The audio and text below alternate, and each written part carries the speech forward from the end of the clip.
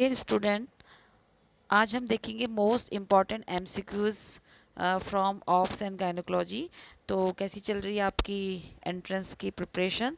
तो आजकल मैं इसी में आपको कुछ क्वेश्चन वो एमसीक्यूज देती हूँ ना, और उसके आंसर के साथ। तो आज भी मैं कुछ क्वेश्चन लेके आई हूँ जो कि बहुत इम्पॉर्टेंट है। चलिए देखते हैं। और देखिए, इसमें इसी तरीके का पैटर्न रहता है। जो नए व्यूअर्स हैं, जो नए स्टूडेंट हैं, और आप इसको ज़रूर से सब्सक्राइब कर लिए जो नए हैं, ठीक है। और सभी से मेरी रिक्वेस्ट है कि एक लाइक तो बनता ही है ना, इतना एक लाइक भी आप नहीं करते हैं। तो एक रिक्वेस्ट है कि जाते जाते कम से कम एक लाइक तो कर दीजिएगा, जो कि हमारा मोटिवेशन रहता है आपके लिए वीडियो बनाने के लिए, हम और मोटिवेट होते हैं। तो चलिए स्टार्ट करते हैं। Treatment of pre menstrual syndrome include. Pre menstrual syndrome के जो ट्रीटमेंट होता है उसके लिए क्या यूज़ किया जाता है? कि यूज़ ऑफ जो ब्रोमोक्रिप्टिन, या फिर यूज़ ऑफ एंटी डिप्रेसेंट, या फिर पायरिडॉक्सिन, या फिर ऑल। तो डी है ऑल, इसका आंसर है सभी यूज़ किया जाता है प्री मिनिस्ट्रल सिंड्रोम के लिए, ठीक है, उसके ट्रीटमेंट के लिए। कॉजिटिव ऑर्गेनिज्म जो है वो रिस्पॉन्सिबल है किसके लिए? मोनालियासिस के लिए, ठीक है। तो मोनिलियासिस के लिए कौन सा कॉजिटिव ऑर्गेनिज्म इसमें से रिस्पॉन्सिबल है? तो वो है candida albicans, tinea cruris, and staphylococcus aureus, या फिर गोनोकोकाई। तो इसमें से ए वाला सही है, कैंडिडा एल्बिकेंस, ठीक है। नेक्स्ट है, in following which is the most common cause of vaginitis in child bearing period? यानी कि जब प्रेगनेंसी होती है तो उस समय जो चाइल्ड बीयरिंग पीरियड होता है, जिस समय चाइल्ड को बियर किया जा सकता है, प्रेग्नेंट हुआ जा सकता है, उस समय इनमें से कौन सा जो कॉमन कॉज है वेजिनाइटिस का, ठीक है। तो वो होता है वो होता है trichomonas, and moniliasis, and atrophic vagina, and streptococci, ठीक है। तो इसमें से सबसे पहला वाला ए वाला सही है, ट्रिकोमोनास, ठीक है, trichomoniasis. Then fourth, vaginal trichomoniasis is more harmful, ठीक है। जो वजाइना का जो ये है ट्रिकोमोनाइसिस है, वो बहुत ज़्यादा हार्मफुल हो जाता है जब जब क्या हो जाता है, जो पीएच ऑफ वजाइना का जो रेंज होता है वो बिटवीन 1 to 2 होता है। मतलब वजाइना का पीएच 1 to 2 तक पहुंच जाता है, उसके बीच होता है। या फिर वजाइना का जो पीएच लेवल होता है वो 3 to 4 होता है। जब वजाइना का पीएच लेवल 6 to 7 होता है, या फिर no effect of changes in pH, या फिर पीएच में कोई चेंजेस नहीं होता है। तो इसका आंसर है सी, कि ये वाला जो है पीएच जब वजाइना का 6 से 7 के बीच में होता है तो ये ज़्यादा हार्मफुल होता है वजाइन ये जो वजाइनल ट्रिकोमोनाइसिस में, ठीक है। Then fifth, inflammation of the vagina in a women after menopause is called as.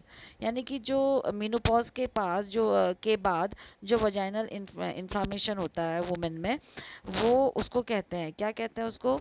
उसको बोलते हैं टॉक्सिक शॉक सिंड्रोम बोलते हैं, सेनाइल वेजिनाइटिस बोलते हैं, या फिर क्लेमाइडिया वेजिनाइटिस बोलते हैं, या क्रॉनिक वेजिनाइटिस बोलते हैं।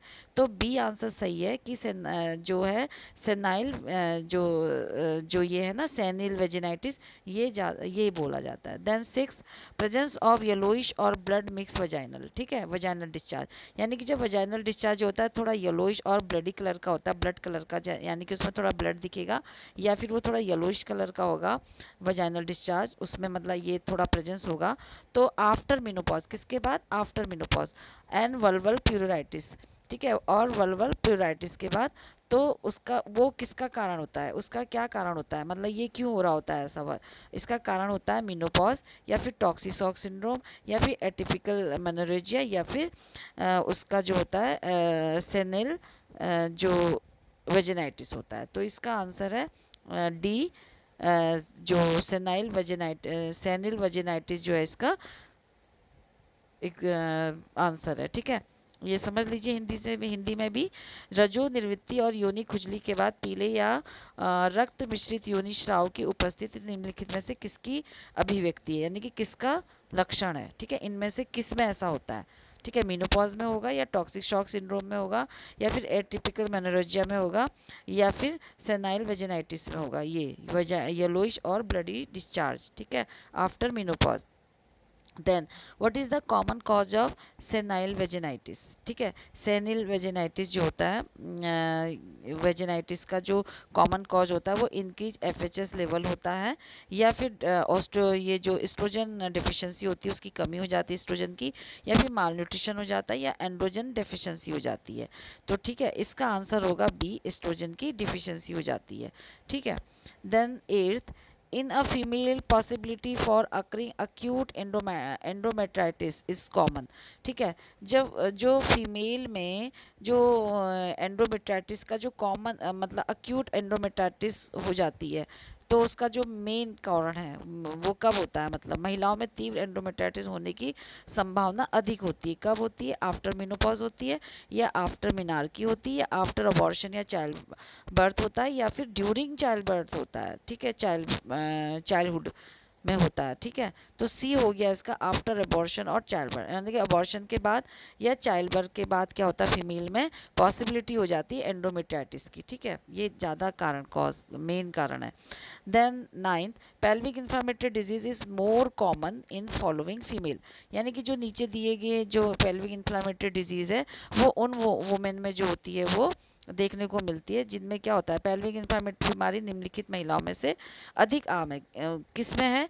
जिनमें मेनिस्ट्रेशन जो मेनिस्ट्रेटिंग अडोलसेंस गर्ल्स हैं, यानी गर्ल्स हैं, यानी कि जो टीनेजर्स गर्ल होती है जिनकी एमसी स्टार्ट हो गई है, या फिर हैविंग मैनी सेक्सुअल पार्टनर, जिनके ज़्यादा सेक्सुअल पार्टनर है, या प्रीवियस हिस्ट्री ऑफ पीआईडी, या यानी कि जिनकी पहले से ही क्या है, पीआईडी वाली हिस्ट्री रही है, फिर पेल्विक इन्फ्लामेटरी डिजीज़ वाली, या फिर ऑल ऑफ द अबव, यानी कि सभी इसमें से कारण है किसके, पेल्विक इन्फ्लामेटरी डिजीज के। तो वो है ये डी वाला सही है, ठीक है।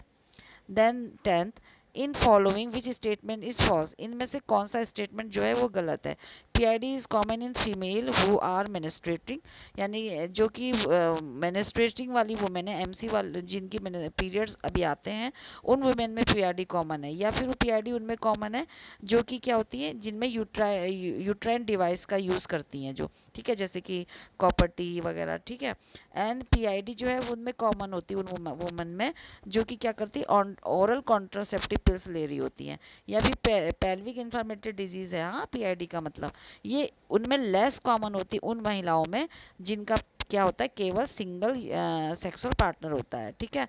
तो इसका आंसर होगा सी, कि पीआईडी जो होता है वो कॉमन होती है उन महिलाओं में जो कि टेकिंग ओरल कॉन्ट्रासेप्टिव पिल लेती है। तो ये क्या है, गलत है, ठीक है, ये वाला स्टेटमेंट गलत है। देखिए इन अब आपने देखा था ना, फॉल्स बोला था कि नीचे दिए गए जो स्टेटमेंट है उनमें से फॉल्स कौन सा है, वो ये वाला है, ठीक है। Then 11, clinical manifestation of clinical pelvic inflammatory disease include, यानी कि पेल्विक इन्फ्लामेटरी डिजीज के जो क्लिनिकल मैनिफेस्टेशन है उनमें क्या होता है कि लोअर एब्डोमेन में पेन होगा, या फीवर होगा, या irregular and excessive vaginal bleeding होगी, या ऑल ऑफ द अबव। तो इसमें डी है कि सभी कुछ होगा उसमें, ठीक है, ये all of the above. Then है, in following which is the most reliable method to diagnose pelvic inflammatory disease, यानी कि पेल्विक इन्फ्लामेटरी डिजीज को कंफर्म करने का जो रिलायबल मेथड होता है, सबसे महत्वपूर्ण, यानी कि जिसमें विश्वास कर सकते हैं, वो मेथड होता है लेप्रोस्कोपी के द्वारा कर सकते हैं, या सोनोग्राफी के द्वारा कर सकते हैं, या कोल्डोसेंसिस के द्वारा कर सकते हैं, या ब्लड एग्जामिन के द्वारा। तो वो होता है ए, लेप्रोस्कोपी से उसका कंफर्म एग्जामिन हो जाएगा, मतलब डायग्नोज हो जाएगा। इन following which is not a sexual transmitted disease, इनमें से जो है सेक्सुअल ट्रांसमिटेड डिजीज कौन सी नहीं है, ठीक है, कैनक्रॉइड है, या सिफिलिस है, या फाइब्रॉइड यूट्रस है, या एड्स है। तो इसमें से सी है, fibroid uterus sexually transmitted disease नहीं है, ठीक है। देन सेक्सुअली ट्रांसमिटेड डिजीज जो है लिम्फोग्रेन्युलोमा एंड वेनेरियम इज कॉज बाय, किसके द्वारा होता है, लिम्फोग्रेन्युलोमा वेनेरियम, ये होता है जो ट्रिपोनिमा पैलिडियम के द्वारा, या क्लेमाइडिया ट्रिकोमेटिस के द्वारा, या फिर हीमोफिलस डिक्री के द्वारा, या एचआईवी। तो इसका आंसर है बी, ये है क्लेमाइडिया ट्रिकोमेटिस के द्वारा, ठीक है। सेक्सुअली ट्रांसमिटेड डिजीज जो ये वाली होती है लिम्फोग्रेन्युलोमा वेनेरियम, ये इसके द्वारा होती है, क्लेमाइडिया ट्रिकोमेटिस के द्वारा, ठीक है। देन लास्ट क्वेश्चन है, who discover human immuno deficiency virus, ये मैंने आपको पोस्ट में भी डाला था, मतलब जो हमारी जो चलती है ना क्विज, उसमें भी मैंने डाला था। तो जिन्होंने देखा होगा उन्हें याद आ गया होगा कि पॉश इनमें जो HIV का, sorry, human immuno deficiency virus को किसने डिस्कवर किया था इनमें से, तो वो है पास्चर एंड फ्राइडमैन, या फिर रॉबर्ट हुक, या फिर वाटसन, या फिर बेरे सिनोसी। तो डी आंसर है बेरी सिनोसी। ओके, तो thank you guys for watching this video. Please like, share, comment and subscribe this channel, जो कि आप करते नहीं। जाते जाते एक लाइक तो बनता ही है, और सब्सक्राइब भी बनता है जो नए व्यूवर्स हैं, तो एक सब्सक्राइब करिए, और उसके बेल आइकन भी उसके बगल में नोट वो मतलब टच करिए, जिससे कि सारे नोटिफिकेशन आपको अपने आप ही मिल पाएँ और आप उसका फुल फ़ायदा ले पाएँ। Goodbye, take care.